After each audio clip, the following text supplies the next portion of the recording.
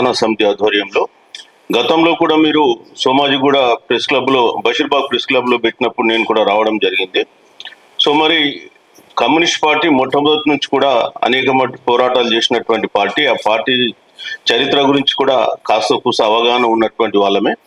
ముఖ్యంగా నైజాం రాష్ట్రం భారతదేశంలో కలవడానికి పోరాటం చేసినటువంటి సాయుధ రైతాంగ పోరాటం ఏదైతే ఉందో, సాయుధ రైతాంగ పోరాటం అనేది కమ్యూనిస్ట్ పార్టీ ఆధ్వర్యంలోనే జరిగినటువంటి విషయం అందరికీ తెలుసు.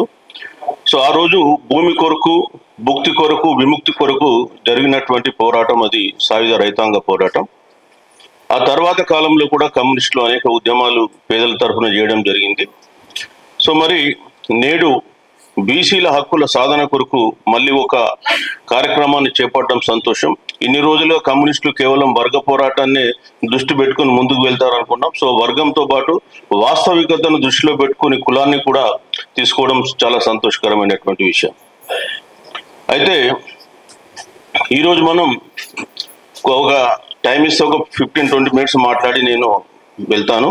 సో ముఖ్యమైనటువంటి విషయాలు ఏంటంటే, ఈరోజు భారతదేశంలో ముఖ్యంగా తెలంగాణ రాష్ట్రంలో చూస్తే కులగణన అనేది చాలా ఇంపార్టెంట్ హాట్ టాపిక్గా మారింది. ఇవల్ల సామాజిక న్యాయం వేల సంవత్సరాలుగా అణచివేయబడ్డటువంటి ఈ బీసీ వర్గాలకు అందాలంటే ఖచ్చితంగా కులగణన జరగాలనేటువంటి వాదం ప్రబలంగా ఈరోజు తెరపైకి వచ్చింది. మొన్న జరిగిన పార్లమెంట్ ఎన్నికల్లో కూడా జరిగింది. సో కులగణన ఎందుకు జరగాలి, ఏంటి అనే దాని గురించి జస్ట్ ఒక 2 నిమిషాలని తెలియజేస్తాను. కులగణన అనేది మనం చూస్తే బ్రిటిష్ పీరియడ్లో 1881 నుంచి 1931 వరకు జరిగింది. మన తెలంగాణ నైజాం రాష్ట్రంలో కూడా 1881 నుంచి 1931 వరకు జరిగింది. మనం భారత యూనియన్లో లేము.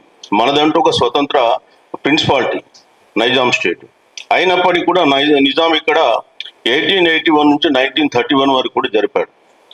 సో ఈ దేశం అనేది ఒక కులాల సమాహారం. మీరు ఎంత చెప్పుకున్నా కులాలు లేవు, మేము కేవలం వర్గాల గురించే మాట్లాడతామంటే నడవదు. ఎందుకంటే వాస్తవికతను మనం గమనించాల్సిన అవసరం ఉంది. భారతదేశం అంటేనే నిచ్చెన మెట్ల కుల వ్యవస్థ ఉన్నటువంటి దేశం. పుట్టుకతోనే నీ అంతస్తు ఏంటో నిర్ధారించబడేటువంటి దేశం. వేరే దేశాలలో కుల వ్యవస్థ లేదు. వేల సంవత్సరాలుగా ఈరోజు కుల వ్యవస్థ ఇక్కడ వేలునుకొని పోయింది. ఇవాళ రిజర్వేషన్లు ఎందుకు పెట్టినారు? ఈ వివక్షతకు చికిత్సనే రిజర్వేషన్లని చాలా వరకు వ్యాఖ్యానించడం జరిగింది. అది వాస్తవం కూడా. ఇవాళ రిజర్వేషన్ల గురించి మనం మాట్లాడితే అగ్రవర్ణాల వాళ్ళు మెరిట్ అని ఏదో మాట్లాడుతుంటారు. దానికి కూడా సమాధానం చెప్పచ్చు. అసలు ఈ రిజర్వేషన్ వ్యవస్థను గత 3000 సంవత్సరాలుగా అనుభవిస్తున్నది ఎవరు? బ్రాహ్మణుడు పూజలే చేయాలి, క్షత్రియులు రాజ్యపాలన చేయాలి, వైశ్యులు వ్యాపారం చేయాలని రిజర్వేషన్ ఎవరు పెట్టారు? మనం పెట్టామా? 3000 సంవత్సరాల నుంచి మీరు ఆ రిజర్వేషన్ అనుభవించి శూద్రులు విద్యకు అనర్హులు అన్నారు. మనుస్మృతిలో శూద్రునికి ఆస్తి హక్కు ఉండకూడదు, శూద్రుడికి ఆస్తి హక్కు ఉంటే ఆ ఆస్తిని లాక్కునే హక్కు మిగతా 3 వర్ణాలకు ఉందని చెప్పి రాయడం జరిగింది. అంటే వీళ్ళకు విద్య వద్దు, చదువు నేర్చుకుంటే వాళ్ళకు నాలుకలు కూసేసిన ఉదంతాలు ఎన్నో ఉన్నాయి. చోళల సీసాలు పోసిన సంఘటనలు ఉన్నాయి ఈ దేశంలో. అంటే వీళ్ళను 3000 సంవత్సరాల అనగదొక్కి మరి మిగతా వాళ్ళతో సమానంగా ఎదగడానికి కొరకు కొన్ని అవకాశాలు కల్పిస్తే దానిపైన అనేకమైనటువంటి చర్చలు, విమర్శలు, రకరకాల వ్యాఖ్యానాలు. అయితే ఈ కులగణన పైన జరగడంతో ఏం జరుగుతుంది? ఈ దేశంలో ఉన్నటువంటి కులాలేంటి, వాళ్ళ సామాజిక, ఆర్థిక, రాజకీయ, సాంస్కృతిక పరిస్థితులు ఏంటి, మరి వాళ్ళని మనం ఏ విధంగా మిగతా వారితో జనజీవన స్రవంతిలో కలుపుతాం అనేటువంటి విషయాలు బయటకు వస్తాయి. సో అందుకే బ్రిటిష్ వాళ్ళు 1931 వరకు చేశారు. వాళ్ళు ఆ రోజు కులగణన చేసినారు కాబట్టి 1900లో ఈ అగ్రవర్ణాలు సోకాల్డ్ ఈ రెడ్డిస్ కావచ్చు లేదా మిగతా కమ్యూనిటీస్ అసోసియేషన్ పెట్టుకొని వాళ్ళని చదివించుకొని వాళ్ళ వర్గాలను వాళ్ళ ఆర్థికంగా ఎదిగి రాజకీయంగా అధికారం చేపట్టి పెత్తనం చెలాయిస్తున్నారు. ఆ రోజుకిన బ్రిటిష్ వాళ్ళ కులగణన చేయకపోతే ఆలోచన వాళ్ళకు కూడా వచ్చేది కాదు. సో ఈ వర్గాలు వేల సంవత్సరాలుగా అణచివేయబడ్డాయి కాబట్టి వీళ్ళకి కొంత అవకాశాలు తెలుసుకునే లోపల మళ్ళీ వీళ్ళు ఐక్యం కానియకుండా కులగణన వద్దు అనేటువంటి ఒక వాదం తీసుకొని రావడం జరిగింది. సో ఇవాళ కులగణన ముఖ్య ఉద్దేశం ఏంటి? మన వెనుకబాటుతనాన్ని, సామాజిక, రాజకీయ, ఆర్థిక, సాంస్కృతిక వెనుకబాటుతనాన్ని లెక్కలు తీసి దానికి అనుకూలంగా ప్రణాళికలు తయారు చేయాలి. అయితే దీనిపైన అనేకమైన విమర్శలు. కులగణన చేస్తే దేశంలో కులతత్వం పెరుగుతుంది, తద్వారా దేశంలో ఐక్యత దెబ్బతింటుంది. అరే బాబు, ఇవాళ నువ్వు సెన్సస్ చేస్తున్నావు. సెన్సస్ చేసినప్పుడు మతం లెక్కలు తీస్తున్నావు, భాషా లెక్కలు తీస్తున్నావు, ఎస్సీ ఎస్టీల లెక్కలు తీస్తున్నావు. ఇవన్నీ తీసినప్పుడు దేశంలో ఐక్యత దెబ్బతినదు. కానీ ఒక్క బీసీల లెక్కలు తీస్తేనే దేశంలో ఐక్యత దెబ్బతింటుందా? ఇవాళ కులము లెక్కలు తీస్తే మీరు మొత్తం దేశ ఐక్యత దెబ్బ అంటున్నారు. మరి ఎస్సీ ఎస్టీలో తీస్తున్నారు కదా, ఓన్లీ బీసీలదేనా? పోనీ మతపరంగా భాషాపరంగా లెక్కలు తీసినప్పుడు జరిగే నష్టం కన్నా ఓబీసీ లెక్కలు తీస్తే జరిగే నష్టం ఎక్కువ అనే విషయం పైన మనం ప్రశ్నిస్తున్నాం. ఒకటి. రెండోది ఏమంటారు, ఈ కులగణన చేయడంతో రిజర్వేషన్ల డిమాండ్ పెరుగుతుంది. అరే నిజమే, పెరుగుతుంది, తప్పదు. ఎందుకంటే అణగారిన వర్గాలు ఇట్లాగో వాళ్ళ న్యాయమైన వాటా వాళ్ళు అడుగుతారు. ఇవాళ ఈ దేశంలో న్యాయం అనేది కూడా కోర్టులలో బీసీలకు జరగదు. ఎందుకు అంటే చిన్న ఎగ్జాంపుల్ చెప్తా. ఇక్కడ మనుషులను బట్టి న్యాయం అనేది జరుగుతుంది దేశంలో. సుప్రీంకోర్టులో నేను చెప్పేది, ఇంకా ఇది ఏ కోర్టులో కూడా కాదు. మనుషుల్ని బట్టి, వర్గాలను బట్టి న్యాయం డిక్టేట్ అవుతుంది. ఇవాళ బీసీలకు, ఎస్సీ ఎస్టీలకు ముగ్గురిని కలిపి కూడా 50% రిజర్వేషన్ సీలింగ్ దాటొద్దు అన్నారు. ఎక్కడ రాజ్యాంగంలో రాశారా? ఎక్కడన్నా ఎవరిచ్చారు? అది కోర్టు జడ్జిమెంట్ 1961లో స్టేట్ ఆఫ్ మైసూర్ వర్సెస్ అక్కడ Karnataka Balaji versus state of Mysore 1961లో 50% మించొద్దని రిజర్వేషన్ వాళ్ళు ఇచ్చారు. ఎందుకు అంటే దేశంలో ఈ పబ్లిక్ అడ్మినిస్ట్రేషన్లో ఎఫిషియన్సీ కాపాడాలనేటువంటి ఉద్దేశంతో వాళ్ళు, అంబేద్కర్ గారు కూడా ఈ మాటను రాజ్యాంగ సభలో అన్నారని చెప్పేసి చెప్పడం జరిగింది. రండి, జాదుల శ్రీనివాస్ గౌడ్ గారికి స్వాగతం.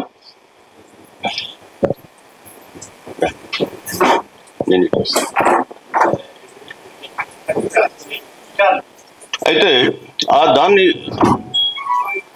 బాలాజీ కేసుని దృష్టిలో పెట్టుకొని మండల్ గారు ఎస్సీలకు 15%, ఎస్టీలకు 7.5%, ఓబీసీలకు 27%, మొత్తం 49.5% రిజర్వేషన్ ఆయన ఇచ్చాడు. దాన్ని ఈవెన్ ఇందిరా సాహ్ని కేసులో 1992లో కూడా సుప్రీంకోర్టు దాన్ని 9 మంది జడ్జిలలో దీన్ని 6 అంగీకరించడం జరిగింది. అదే టైంలో ఈడబ్ల్యూఎస్ గురించి 1991లో పివి నరసింహరావు గారు ఒక మెమో ఇచ్చారు.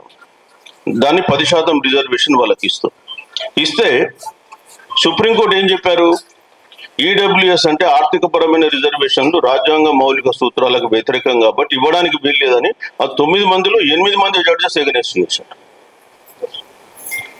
దాన్ని ఎగనెస్ట్ చేస్తే మళ్ళీ 2005లో అప్పుడున్నటువంటి Manmohan Singh government major general Sinha committee అని ఒకటి కమిటీ పెట్టి ఈ అగ్రవర్ణాలకు రిజర్వేషన్ ఎట్లా ఇవ్వాలని ఒక కమిటీ వేశారు. ఆ committee major general Sinha committee వాళ్ళు 2010లో ఒక రిపోర్ట్ ఇచ్చారు. ఇస్తే ఆ రిపోర్ట్ను వాళ్ళు పక్కన పెట్టింది. కానీ 2019లో బీజేపీ గవర్నమెంట్ జనవరి 8వ తారీఖు రోజు లోక్సభలో పెట్టింది, 7వ తారీఖు కేబినెట్ ఒప్పందం ఆమోదం, 8వ తారీఖు లోక్సభ ఆమోదం, 9వ తారీఖు రాజ్యసభ ఆమోదం, 11వ తారీఖు రాష్ట్రపతి ఆమోదం, 15వ తారీఖు 103వ రాజ్యాంగ సవరణ, 19వ తారీఖు నుంచి దేశవ్యాప్తంగా అమలు. సుప్రీంకోర్టు ఓకే అంటే బీసీలకు వస్తే మన దగ్గర మురళీధరరావు కమిషన్ ఉండే ఎన్టీ రామారావు గారు పీరియడ్లో వేశారు. దాని మీద అతను 34% రిజర్వేషన్ ఇచ్చాడు. ఇస్తే హైకోర్టు టక్మని కొట్టేసింది, ఇది 50% దాటకూడదని. మరి ఈడబ్ల్యూఎస్కి వస్తే ఎందుకు ఇచ్చారండి? అంటే అది 50% దాటలేదు, 50% ప్లస్ 10 60%. అంటే కోర్టులు కూడా మనుషుల్ని బట్టి జడ్జిమెంట్ ఇస్తాయని చెప్తుంది ఈ దేశంలో. ఇప్పుడు ఎస్సీ ఎస్టీలకు జనాభా దామాషి ప్రకారం ఇస్తున్నారు రిజర్వేషన్లు, ఓకే, రాజ్యాంగ పరంగా కొన్ని హక్కులు ఉన్నాయి, వాళ్ళకి ఇచ్చారు. బీసీలకు మేము జనాభా దామాషా ప్రకారం మేము అడుగుతలే, కనీసం 10% పెంచితే కూడా మీరు టక్మని కొట్టేస్తారు. మరి వీళ్ళకి 10% అంటే ఎస్ ఇవ్వచ్చు అని.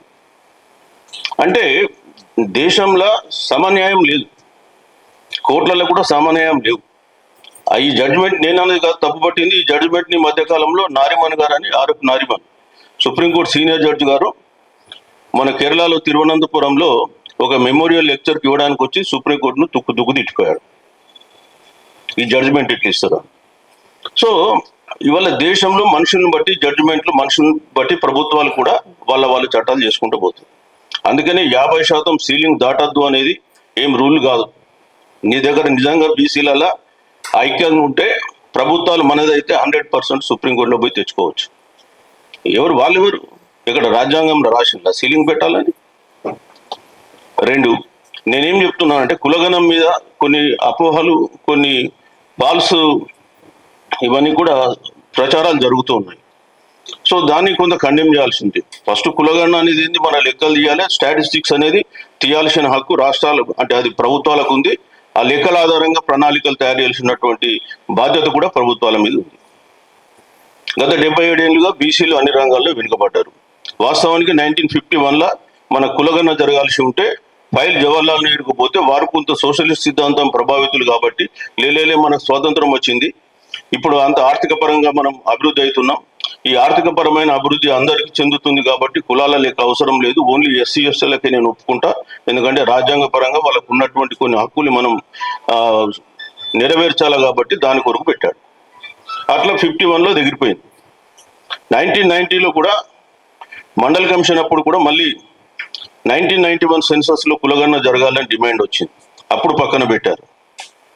తర్వాత 2010లో ఇప్పుడున్న బీజేపీ, కేంద్ర ప్రభుత్వంలో ఉన్న బీజేపీ పార్లమెంట్లో గోలబెట్టింది. కులగణన జరపాలి 2011 సెన్సస్లో, అందరు లెక్కలు తీద్దాం, వెనుకబడ్డ వాళ్ళు ఎవరో లెక్కలు తెలిసి వాళ్ళ అభివృద్ధికి ప్రణాళికలు చేద్దామన్నారు. సరే 2010లో పార్లమెంట్లో యునానిమస్ తీర్మానం చేశారు 2011 సెన్సస్లో కులగణన జరపాలని. పార్లమెంట్లో యునానిమస్ తీర్మానాలు చాలా తక్కువ పార్లమెంట్ చరిత్రలో. అట్లాంటి దీనిలో యునానిమస్ తీర్మానం ఇది. దాన్ని పక్కన పెట్టి మళ్ళీ కాంగ్రెస్ గవర్నమెంట్ వాళ్ళు సోషో ఎకనామిక్ క్యాస్ట్ సెన్సస్ అని ఒకటి చేశారు కానీ ఆ రిజల్ట్ పబ్లిష్ చేయలేదు. అది అయిపోయింది. 2018 ఆగస్టు 31 రోజు Rajnath Singh home minister, census అనేది హోమ్ మినిస్టర్ ఆధ్వర్యంలో జరుగుద్ది, ఆయననే పార్లమెంట్లో చెప్పిండు ఆగస్టు 31 రోజు మేము 2021లో కులగణన చేస్తామని. చెప్పిన వాళ్ళు 2021లో మన మహారాష్ట్ర గవర్నమెంట్ ఈ సమగ్ర socio economic caste census report మాకు కావాలి, మా దాంట్లో లోకల్ బాడీస్కి వాడుకుంటామంటే వాళ్ళు మేము ఇవ్వమన్నారు. సెంటర్ ఇవ్వమంటే వాళ్ళు సుప్రీంకోర్టులో కేసు వేశారు. ఆ కేసులో వీళ్ళు ఏం ఫైల్ చేస్తారు, మేము కులగణనకు వ్యతిరేకం. మరి మీరే 2010లో చెప్తుంది, మీరే 2018లో పార్లమెంట్లో స్టేట్మెంట్ ఇస్తుంది, మళ్ళీ ఇప్పుడు వచ్చేసి మేము వ్యతిరేకం అంటే బీసీలు అంతా అమాయకులా, అర్థం చేసుకోలేరా, లేకపోతే వీళ్ళకి జ్ఞాపక శక్తి తక్కువనా? మనమన్నా అడిగినామా వాళ్ళని చెప్పండి. 2010లో ఎవరు పెట్టమన్నారు తీర్మానం? 2018లో ఎవరు చేయమన్నాడు పార్లమెంట్లో స్టేట్మెంట్? మళ్ళీ ఎందుకు వెనుక వస్తారు? ఇప్పుడు ఏమంటారు, బీసీల కులగణన చేయడం చాలా క్లిష్టమైన విషయం. బీసీలు అనే వాళ్ళు ఒక రాష్ట్రంలో బీసీలుగా ఉన్నారు, ఇంకో రాష్ట్రాల్లో ఓసీలుగా ఉన్నారు. ఒక రాష్ట్రంలో ఓసీలుగా ఉన్న వాళ్ళు ఇంకో రాష్ట్రంలో బీసీలు ఉన్నారు. ఉదాహరణ మన ఒక ఈటల రాజేందర్ గారు ఒక స్టేట్మెంట్ ఇచ్చారు, కులగణన అసాధ్యం ఈ దేశంలో, ఎందుకంటే రెడ్డిలు ఈ రాష్ట్రంలో ఓసీలు, కర్ణాటకలో బీసీలు. అట్లనే మనం ఇక్కడ ఎస్టీ లంబాడి వాళ్ళు ఇక్కడ ఎస్టీలు, పక్కన మహారాష్ట్రలో బీసీలు, కాబట్టి బీసీ కులగణన చేయడం కష్టం అని. బాబు నేను ఒకటే అంటున్నా, ఇప్పుడు ఈ రాష్ట్రంలో ఇంకా అనేక కులాలు, ఇది ఒకటే కాదు, రజకులు ఉన్నారు. రజకులు ఈ రాష్ట్రంలో బీసీలు, పక్కన పోతే బీహార్లో కానీ యూపీలో కానీ వాళ్ళు ఎస్సీలు. మేదర్ కులం ఉంది మహేంద్ర, అది ఈ రాష్ట్రంలో బీసీ, పక్కన కర్ణాటకలో ఎస్టీ, మహారాష్ట్రలో ఎస్సీ, పక్కన మహారాష్ట్రలో ఎస్సీ, సేమ్ క్యాస్ట్ సేమ్ వృత్తి. సో కులం అనేది ప్రాంతానికి పరిమితమైంది. మరి వాళ్ళ లెక్కలు తీస్తలేరా? ఇప్పుడు మీరు ఎస్సీ ఎస్టీలది నేలే, మీరు పలానా దగ్గర బీసీలు కాబట్టి మీరు ఇక్కడ ఎస్సీ ఎస్టీలో ఉండడానికి వీల్లేదని వాళ్ళ లెక్కలు ఆపుతుందా ఎస్సీ ఎస్టీలే? మరి మాది ఎందుకు ఆపుతారు? అంటే ఏదో ఒక వంక పెట్టి దీన్ని పక్కన పెట్టాలి. మొదలేమన్నారు, దేశానికి విచ్చిత్తి అన్నారు. దేశానికి విచ్చితి కాదురా బాబు, ఈ దేశాన్ని ఐక్యం చేస్తుంది. బ్రిటిష్ వాళ్ళు బట్టి 60-70 ఏళ్ళు చేసిండ్రు, అప్పుడు గాంధీ ఇప్పుడు ఏమైంది? ఒకటి. రెండోది, ఈ కులాలు ఈ మతాలను ఎవరు సృష్టించండి? హిందువులు సృష్టించారా? అంటే ఈ బీసీలు సృష్టించారా? మీరు కదా సృష్టించింది. 3000 ఏళ్ళ నుంచి సృష్టించి వీళ్ళ అనగదొక్కుతుంది. మళ్ళీ ఇప్పుడు ఎందుకు దాని గురించి మాట్లాడతారు? ఈ దేశంలో కుల వ్యవస్థను సృష్టించిన వాళ్ళు ఎవరు? ఆ వ్యవస్థ వల్ల లబ్ధి పొందింది ఎవరు? కాబట్టి ఇవి మౌలికమైన ప్రశ్నలు. అది పక్కన పెట్టేద్దాం. ఇప్పుడు ఈ వాదం కూడా వాళ్ళ ఎంత పసలేని వాదమో మనం చూడవచ్చు. ఇవాళ అమెరికా లాంటి దేశంలో కూడా సెన్సస్ చేస్తే నీగ్రోస్, ఇండియన్స్ లెక్కలు తీస్తారు. ఒక భారతదేశం ఒకటే కాదు, వాళ్ళు కూడా తీస్తారు అక్కడ. కాబట్టి కులగణన అనేది ఇక్కడ ఈ దేశంలో ఇంపార్టెంట్ ఆస్పెక్ట్. ఇది బీసీలు, ఎస్సీ, ఎస్టీలు, ముస్లిం మైనారిటీస్ 90% ప్రజలకు సంబంధించినటువంటి అంశం. ఇది జరపాల్సిందని చెప్తే 10% ఉన్నటువంటి అగ్రవర్ణాలు ఈ లెక్కలు తెలిస్తే మమ్మల్ని ఎక్కడ వీళ్ళు ప్రశ్నిస్తారో అనే భయంకు దీన్ని తొక్కిపెడుతున్నారు. ఇవాళ ఈ దేశంలో రిజర్వేషన్లు కూడా తీస్తే కేంద్రంలో రిజర్వేషన్లు రావడానికి 1993 పట్టింది. అప్పటి వరకు స్వాతంత్ర కాలంలో అనేకమైన కొత్త ఉద్యోగాలు లక్షలు సృష్టించబడి ఆ ఉద్యోగాలు మనం పొందలేక వాళ్ళు పొంది ఇవాళ వాళ్ళు అన్ని రంగాల్లో అగ్రస్థానాల్లో ఉన్నారు. స్టేట్లో రావడానికి 73 పట్టింది. ఇవాళ మీరు ఎస్సీలకు వస్తే 1944 నుంచి ఉన్నాయి రిజర్వేషన్స్ విద్యా ఉద్యోగాలలో. ఎస్టీలకు 1950 నుంచి ఉన్నాయి. తమిళనాడులో 1924 నుంచి ఉన్నాయి. 1924 మనకు వచ్చేవరకే 1993. అందుకని ఇవాళ అన్ని రంగాల్లో అనదొక్కబడి ఉన్నారు. ఇవాళ మా లెక్కలు తీసి మా జనాభా దామాషా ప్రకారం మా వాటా మాకు ఇవ్వండి అని అడిగితే అది అల్లే సుప్రీంకోర్టు జడ్జిమెంట్లు. ఇదే సుప్రీంకోర్టు జడ్జిమెంట్ను 1989లో తమిళనాడు ప్రభుత్వం 50% రిజర్వేషన్ ఆమోదించింది బీసీలకు, 18% ఎస్సీలు, ఎస్టీ 1%. అలాగే ఎస్టీలు అంతే జనాభా 69%. ఇందిరా సహాని కేసు 93 జడ్జిమెంట్ వచ్చినప్పుడు మళ్ళీ 50%కు తగ్గించాలి. అంటే 18 ఒకటి 19 పోతే 31% ఇవ్వాలి. కానీ అక్కడ బీసీ సంఘాలు అన్ని ఏ పార్టీ కూడా ఊరుకోలేదు. అన్ని పార్టీలు ఏకమై అసెంబ్లీలో చట్టం చేసి జయలలిత చట్టాన్ని తీసుకెళ్లి కేంద్రానికి వెళ్ళి పివి నరసింహరావును ఒప్పించి 9వ షెడ్యూల్లో చేర్చి 50% రిజర్వేషన్ ఈ రోజు కూడా అమలవుతుంది. ఎందుకు అవుతుంది? అక్కడ బీసీలు గట్టిగా ఉన్నారు కాబట్టి. సో ఈ రోజు కూడా కేంద్రంలో బీసీల సంఖ్య 27% లేదు రిజర్వేషన్. మీరు ఏ కేటగిరీ, బి కేటగిరీ ఉద్యోగాలలో 14% ఉంది. సి కేటగిరీ, డి కేటగిరీ ఉద్యోగాల్లో 23% ఈ రోజు కూడా. ఎందుకంటే ఏదో ఒక కారణం మీద తొక్కి మళ్ళా ఓసీలతో నింపుతున్నారు. అందుకొరకే మా వాటా మాకు కావాలంటే మనకు బీసీలకు రాజ్యాధికారం ఉంటేనే అది సాధ్యమవుతుందనే ఉద్దేశంతో ఈ మధ్య కాలంలో మేమందరం కూడా మన జాజుల శ్రీనివాస్ ఉన్నాడు, కులగణన జరపాలని ఆయన దాదాపు ఏప్రిల్ నుంచి ఇప్పటిదాకా పోరాటం చేస్తూనే ఉన్నాడు. మూలకు తిరిగింది వాస్తవాన్ని. నేను కూడా అందులో పార్ట్ కావచ్చు, బట్ ఈ he's taken that initiative. So జరిగింది. ఏదో విధంగా రాష్ట్ర ప్రభుత్వం చేసిందాన్ని అభినందించడం, కానీ అందులో కూడా అనేకమైన లొసుగులు ఉన్నాయి. ఏదో ఒక లెక్క వచ్చింది కదా, లెక్క ఒప్పుకోండి అనేది కొంతమంది మాట్లాడుతున్నారు. అది ఇప్పుడు నా ఇంట్లో 4 అన్నదమ్ములు ఉన్నారు, మీ ఇంట్లో 3 అని నువ్వు అంటే నువ్వు ఊరుకుంటావా? మాకు చెప్పండి, ఊరుకుంటావా? మరి ఇప్పుడు అదే ఉంది కదా నా బాధ. ఇప్పుడు 2014లో ఒక సర్వే జరిగింది. ఆ సర్వేలో ఇవాళ ఉన్న కొంతమంది పెద్దలు, మన బీసీ నాయకులు కూడా అది కరెక్ట్ కాదు, అందులో కులాల లిస్ట్ ఇవ్వలే. అది సమగ్ర కుటుంబ సర్వే 2014లో. ఈ సమగ్ర కుటుంబ సర్వే తప్పు అని చెప్తున్నారు. సమగ్ర కుటుంబ సర్వే ప్రచురింపబడలేదు, ఒప్పుకుంటాం, కానీ సర్వే జరిగిన విధానం బాగానే జరిగింది. 100% జనాభా లెక్కలు వచ్చింది. ఇవాళ ఈ సర్వే ప్రకారం ఏంటంటే వీళ్ళు చేసిన దాంట్లో వీళ్ళు తెలిసింది ఎంత, మొత్తం కుటుంబాలన్నీ కూడా మేము 96.9% సర్వే చేసినాం.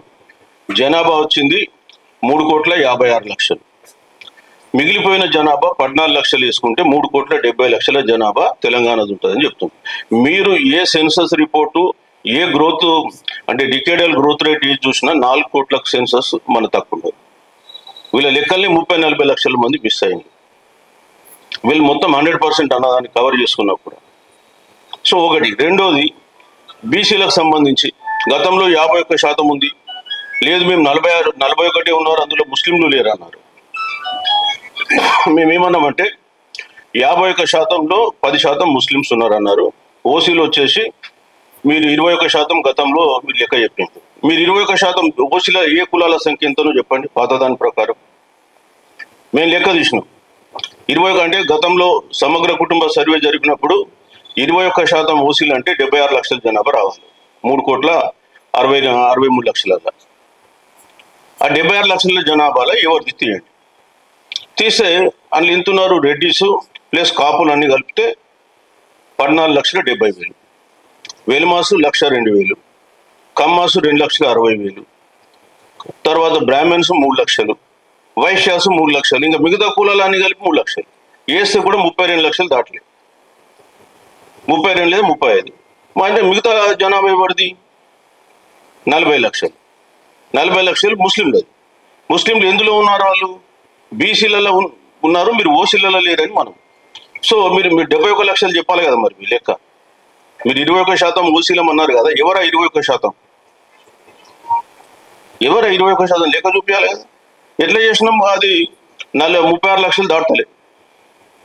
అంటే మీరు ఉన్నదే 11%, 21% కాదు. ఈ 10% 51 హిందూ బీసీలు ప్లస్ 10% ముస్లిం బీసీలు కలిపి 61% అని మేము లెక్క చెప్పడం జరిగింది. సరే ఇవాళ వాళ్ళు కాదంటున్నారు, సరే 3-4% అటు ఇటు ఏం లెక్క మనం పోదామని కొంతమంది అనొచ్చు. కానీ మనం ఏమంటున్నాం, మన లెక్క మనకు 100% ఉంటేనే అది వాస్తవం.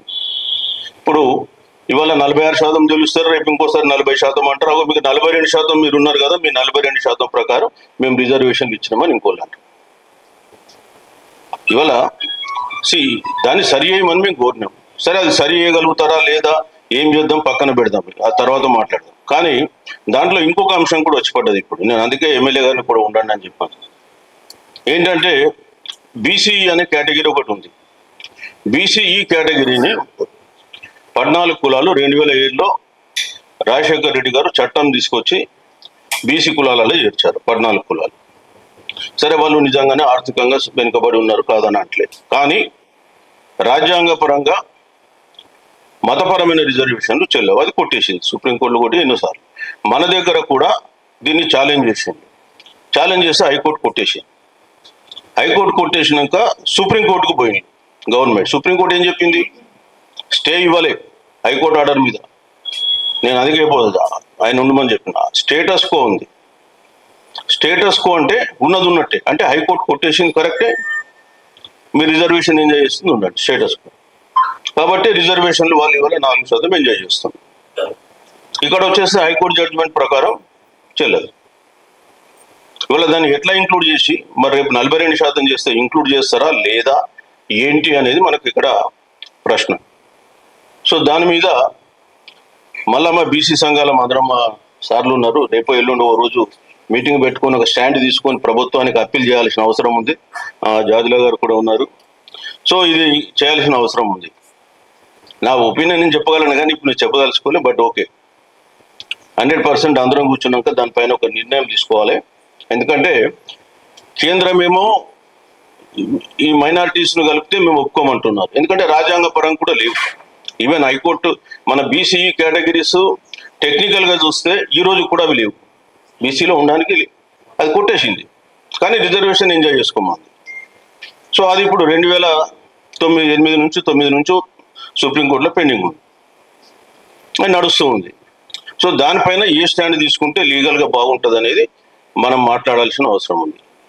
సో ఇవాళ ఈ లెక్కలు తేలడంతో పాటు రిజర్వేషన్లు ఈ 42% మనం ఏ వర్గాలకు మీరు ఎంతెంత ఇవ్వబోతున్నారు, దాన్ని చట్టం చేయబోతుంది, దాన్ని కూడా మనం ప్రశ్నించాల్సిన అవసరం ఉంది. రెండవది, బీసీలకు మీరు ఇప్పుడు బీసీ ఇక్కడ ఏమన్నారంటే బీసీ సాధన హక్కులు. ఇంకోటి ఆర్థికంగా కూడా చూద్దాం. ఆర్థికంగా వీటి కూడా వినాలని నేను ఉండమని చెప్పాను.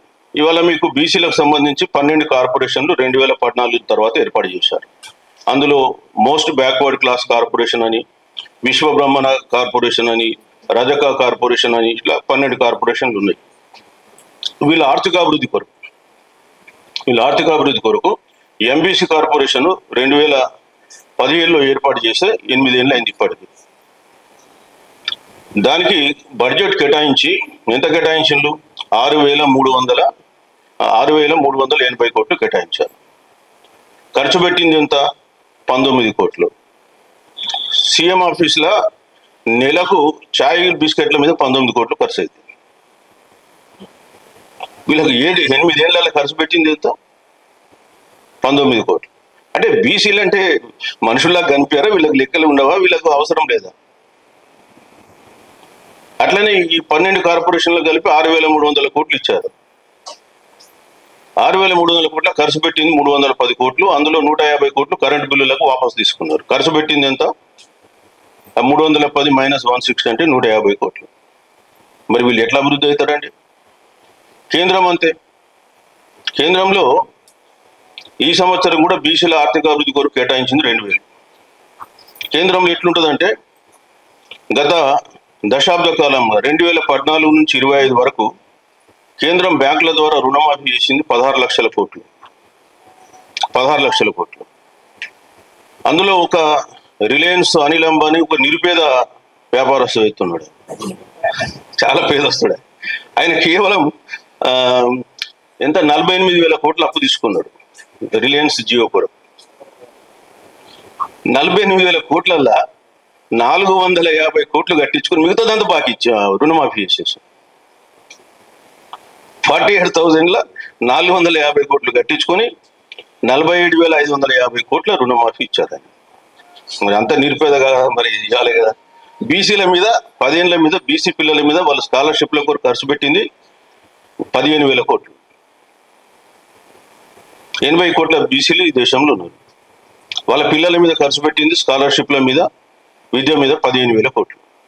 ఒక్కొనికి 47,550 కోట్ల రుణమాఫీ చేసి ఇది దేశం నడుస్తుంది. మరి బీసీలు వాళ్ళకి జరుగుతున్న అన్యాయాలపైన ప్రశ్నించకపోతే ఇంకెట్లుంటుందండి?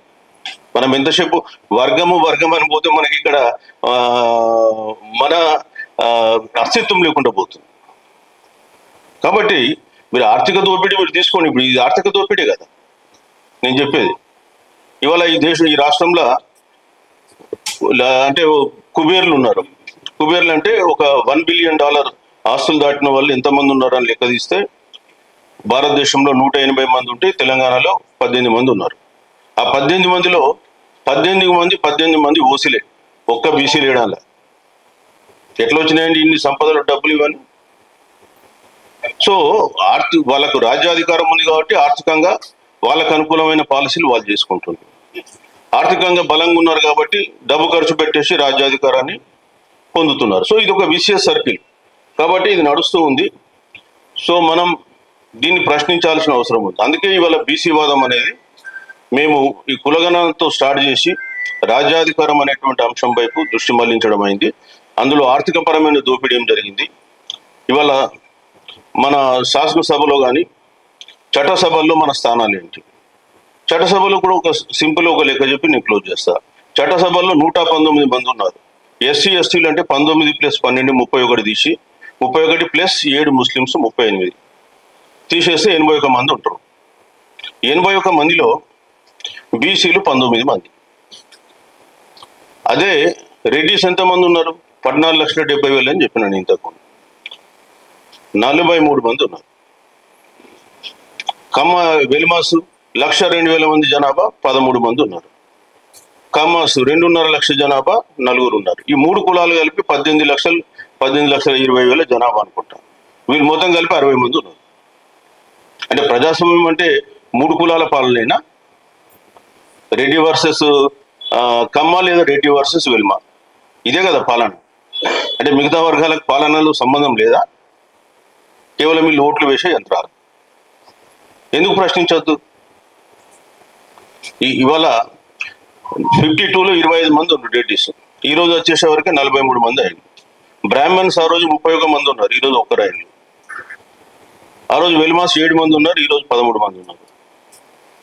స్థానాలు పెద్దగా పెరగలేదు కానీ సంఖ్య మాత్రం పెరిగింది. బీసీలు కూడా అంతే. ఆ రోజు పెద్దగా ఏం పెరగలేదు. ఈ రోజు 19 ఉన్నాం, ఆ రోజు నాకు తెలిసి 13 మంది ఉన్నాం. కానీ వాళ్ళు మాత్రం పెరిగింది. ఇవన్నీ తీస్తేనేమో అరే వీళ్ళు కులాల లెక్కలు తీస్తుండ్రు, ఈ సైంటిఫిక్ ఏజ్లో చంద్రుడి మీద మనం కాలు పెట్టిన కాలంలో ఇంకా కులాలు ఏంది, ఎటువైపు తీసుకెళ్తున్నారు సమాజాన్ని అని ఇంకొకరు ప్రశ్నిస్తారు. అరే బాబు మేము దాని కొరకు మా చంద్రుడి మీద పెట్టాం కదా అన్నట్లే. ఫస్ట్ ఇక్కడ ఈ దేశంలో సోషల్ ఈక్విటీ ఉండాలి. ఆ ఉద్దేశంతో మేమేం చెప్తున్నాం, మా జనాభా ప్రకారం మా వాటా ఉండాలి. కాబట్టి మనకి ఇంపార్టెంట్ ఏంది ఇక్కడ, మన హిస్సా, డెఫినెట్గా మన హిస్సా మనకు రావాల్సిందే. అది విద్య కానీ, ఉద్యోగాలు కానీ, రాజకీయం కానీ, ఆర్థిక రంగం కానీ. రెండోది ఆత్మగౌరవం సంబంధించిన ఇష్యూ. అరే నువ్వు 50% జనాభా నీది, ముస్లింలది కలుపుకుంటే 10%, 60 ప్లస్ బహుజనులు కలుపుకుంటే ఇంకా మొత్తం కలుపుకుంటే 90%. 90% నువ్వు ఉండి ఇంకో దగ్గర అడుకోవాల్సిన పరిస్థితి ఏంటి? నువ్వెందుకు రాజ్యాధికారం చేయకూడదు? నీలో ఏం లోపం ఉంది? కాబట్టి ఆత్మగౌరవానికి సంబంధించిన అంశం ఇది, రాజ్యాధికారం సంబంధించిన అంశం. అందుకే ఇస్సా అని, ఇజ్జత్ కా సవాల్ అని, ఇజ్జత్ అని, మన హుకుమత్ అని చెప్పి మేము మాట్లాడడం జరుగుతుంది. సరే పక్కన పెట్టేస్తే, ఇవాళ ఈ సభ ద్వారా నేను మీకు కోరేది ఏంటంటే, అసెంబ్లీలో చట్టం చేయబోతున్నారు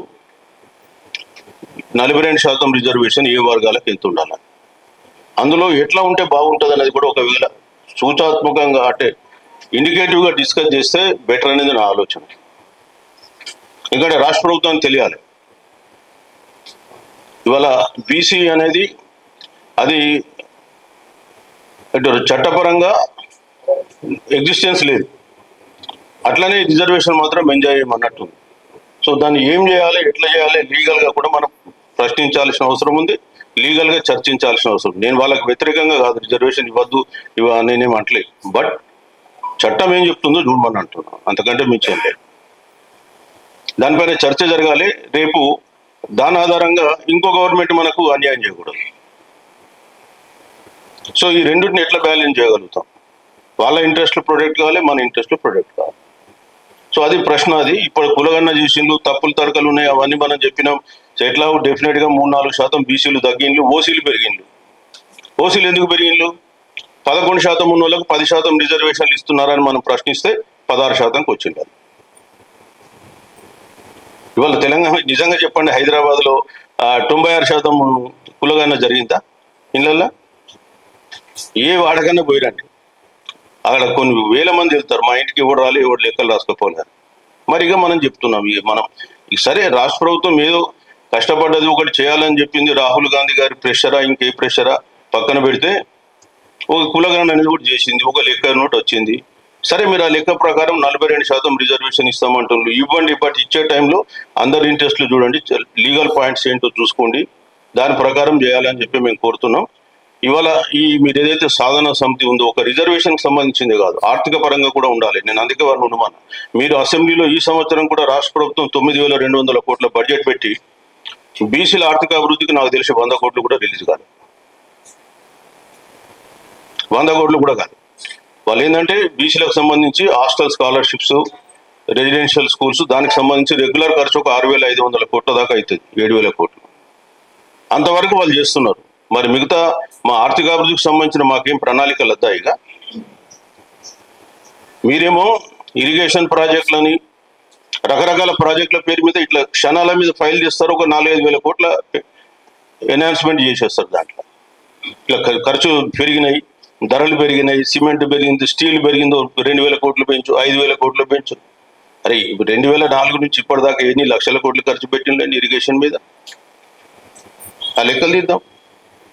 బీసీలకు వస్తే 200 కోట్లు ఇవ్వడానికి మనసు రాదు, అది కదా. మరి ఇవన్నీ ప్రశ్నించకపోతే ఎవరు ప్రశ్నించాలి? మనం తెలుసుకోవాలి. మనం పార్టీ గొప్పది, సిద్ధాంతం గొప్పది, ఆ సిద్ధాంతంలోనే ఇమిడియట్ అట్టు మనం ప్రశ్నించాల్సిన అవసరం కూడా ఉంది. సో నేను కమ్యూనిస్టులు అంటే 100% పోరాట యోధుడు. మీరు పోరాటం చేపట్టిల్లంటే అది 100% సక్సెస్ అవుతుంది. మీరు కావాలని చెప్పి వదిలేస్తే నేను చెప్పలేను, కానీ వాటి కమ్యూనిస్టులు పట్టుకున్నారంటే ఎవడైనా భయపడాల్సి పోరాటాన్ని. సో అంత పోరాట పటిమ చరిత్ర ఉన్నటువంటి పార్టీ మీది. సో మీరు ఈ చర్చ పెట్టడం చాలా సంతోషం, ఎందుకంటే ఇంకా మేధావులు చాలా మంది వేదిక మీద ఉన్నారు, వాళ్ళు మాట్లాడతారు, వాళ్ళు కూడా ఇంకా చాలా విషయాలు మీకు తెలియజేస్తారు. సో మళ్ళీ మీరు అంతర్గతంగా మీటింగ్ పెట్టుకొని ఈ బీసీ వాదంతో ముందుకు పోండి. ఇప్పుడు ఎట్లా ఎమ్మెల్సీ ఎన్నికలు కూడా రాబోతున్నాయి. మేము కూడా గత 7-8 ఎమ్మెల్సీ ఎన్నికల రిజల్ట్స్ 7-8 నెలల నుంచి మేము అందరం మీద ఉన్న జాదులో కానీ, మా దాయస్ మీద ఉన్నటువంటి మా సూర్యారావు కానీ, మా సిద్ధేశ్వర్ అందరం కూడా కష్టపడ్డాం. సో రిజల్ట్ కూడా వస్తుంది. సో అది 100% బీసీ వాదాన్ని బలపరిస్తే రిజల్ట్ వస్తుందని చెప్పి నేను భావిస్తూ ఉన్నా. కాబట్టి మనం ఇంకా ద్విగుణీకృతమైన ఉత్సాహంతో రాబోయే కాలంలో పనిచేయాల్సింది ఉంది. మన ఎజెండా ఇంకా చాలా ముందుంది. ఇవాళ కేవలం ఒక సింపుల్ ఎజెండా రాష్ట్రంకే కాదు, కేంద్రాన్ని కూడా ఒప్పించాలి, కులగణన చేయాలి. అదేవిధంగా జనాభా దామాష ప్రకారం అన్ని రంగాల్లో మన వాట మనకు రావాలి. 50% సీలింగ్ అనేది ఇదేం భగవద్గీత కాదు, ఏం ఖురాన్ కాదు, బైబుల్ కాదు, కోర్టులు విధించినటువంటి ఇష్యూ. కాబట్టి ఆ జ్యుడిషియల్ ఇంటర్వెన్షన్ మనం అక్కడి నుంచి తీయించాల్సిన అవసరం ఉంది. సో దాని కొరకు పోరాటం చేద్దాం. సో మొదలైతే ఒక అడిగేస్తే దూరం ప్రయాణం కూడా చేయొచ్చు. 1000 మైళ్ళ ప్రయాణమైన మొదటి అడుగుతో ప్రారంభమవుతుంది. సో మరి ఈ రోజు మీరు ఇక్కడ ఈ కార్యక్రమాన్ని ఏర్పాటు చేసినందుకు మీకు ధన్యవాదాలు తెలియజేస్తూ సెలవు తీసుకుంటున్నాను. Thank you.